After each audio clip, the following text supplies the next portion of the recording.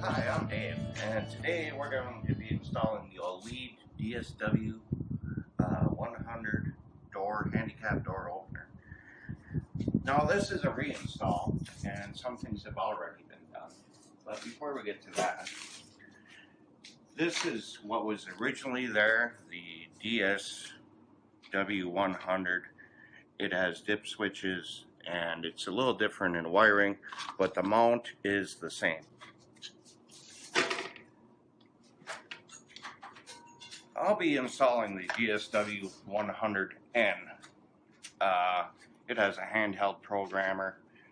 Like I say, the base is the same, the wiring is the same, so if you do swap them out, it's no big deal. A couple things to consider when you're mounting your opener. For instance, this door opens outwards, so I'll be using the push arm, and I have an independent strike latch. The plate, the base plate, when you mount it, your power and your sensor will always be in this position. Power will always be to the left, sensor will always be to the right, regardless of what side your hinge is on.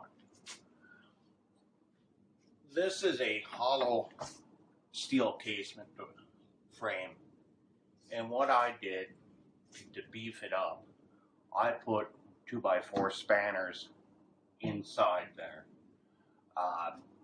You want this to be strong without flex because they are a high torque motor. That doesn't mean they're going to slam on you, and they will stop if they get any resistance. But when they close the door tightly. So you want this to be flex free. I've got this one bolted up. I guess the rule of thumb is your left edge will be with the casement and the bottom will be flush with the casement as well.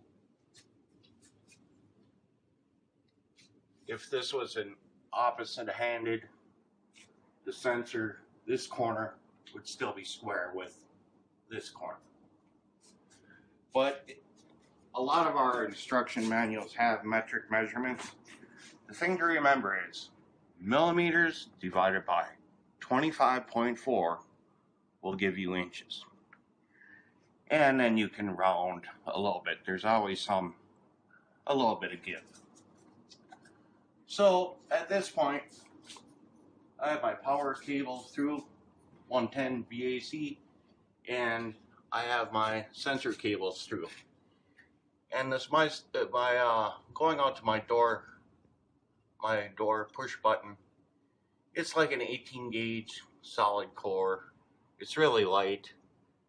Some people may call it doorbell wire. You only need the red and the white. The black is not necessary. So with that, we'll be right back and we'll put the component system up there. Hi guys, this is Dave, and we're back with the DSW 100N. We've mounted our base plate, we've mounted our assembly. I'm not going to go over the real simple things. I'm going to keep it to some of the most asked questions. Now, with this unit, with this setup, the door opens out, and outside is the street. I want my component assembly to be on the inside of the building, not outside where everybody can reach it. So, with the push arm, you want this to be at 90 degrees to the door. And the measurements are in the manual. Go to the center, make a couple marks, and you can move this arm on the assembly to get this angle. You also have 3 bolts here that are in their slots that will allow for adjustment. Now I'm going to open the door and we'll see where this stop is.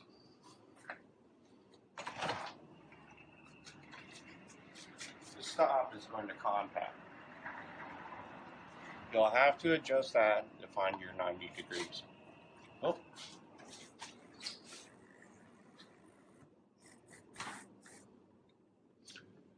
Okay, now if this was a situation where the door was being pulled closed.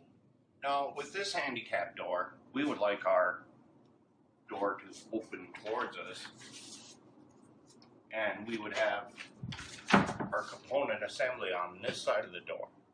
Therefore, we would use the pull arm assembly, which I have in pieces. But basically, it go like this, and our component assembly will be here, and it will open the door. The door will come towards the controller. Therefore, it is a pull arm. If the door moves away from the controller, it is a push arm. Now, this is our 110 volt AC. Polarity doesn't seem to matter. I've installed a ground wire as well. Use whatever gauge you've got. I think you can probably go up to maybe a 16 gauge wire on these. Over here, I've wired for my push button door opener. And that's really pretty simple. The component, the plug that is here, that is in case you have a master-slave situation with two doors and two openers running concurrently. Here again, use the solid core wire, 18 gauge. It'll make your life a lot easier. Don't use the braided wire if you can avoid it. Don't torque too hard on these. These are metal screws in a plastic housing, and as long as the wire is snug, it's not going to fall out, you're good to go. Okay, at this time we're going to program the unit, and the manual does say to shut the power off, then plug in your programmer. Every time I do that, I get an error code 3. So I plug it in while it's powered up. There's a little tab on the top, and that goes on the top of the, I pushed the encoder button. Sorry about that.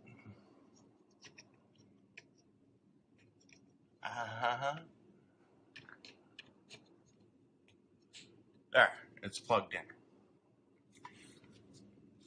Now on my screen, we've got bars. That's all we have at the moment, which is a good sign. Now we'll push. We're gonna push. Sorry, I have to get my glasses. We're going to push mode, and here we're in F1. Now in the manual, it gives you all the settings for F1, your parameters, and what you want to set them to be. Sometimes it says 0 through 9. I found it best to use at least a digit of numerical value of 1. When you go through, push set, all of these are explained in the manual. When you get to the last one, you set, we'll go back to mode. Now at this point, your door may swing, go through some cycles. You just got to ride it through, let it go through its cycles, but while the parameters are being uploaded, and you'll be good to go. It's a little frustrating. It was for me when I saw the door open and close, but it was cycling through, the parameters were being uploaded. It's not an instant upload. It takes a little time. So once you've gone through your parameters, and we're back to this, and the door is cycled through, then you can unplug your programmer. I found it important to make sure this is square, this is level. Your door will push open easily. Now with this setup, my lock is independent of the door opener. That's what this setup required. So to open this, you would have a key card, then you would push the door open. If you have to have that key card to open this door. There's no way I can just have a door on the street and somebody comes by and pushes the button and walks in. So, push button works nicely. Door speed is good. You may have to slow that down, but we're in a cold climate here and we tend to open and shut pretty quickly because of the weather. There is an upgrade for the push button switch. There's also a wireless. I chose this particular unit and I will be upgrading to a heavier switch. So in the next video, we'll be doing the keyless remote. It's real easy. A couple touches of the button and it's good stuff. So with that, I'll catch you in the next video. Feel free to contact tech support if you have any trouble and get back to you. Thank you.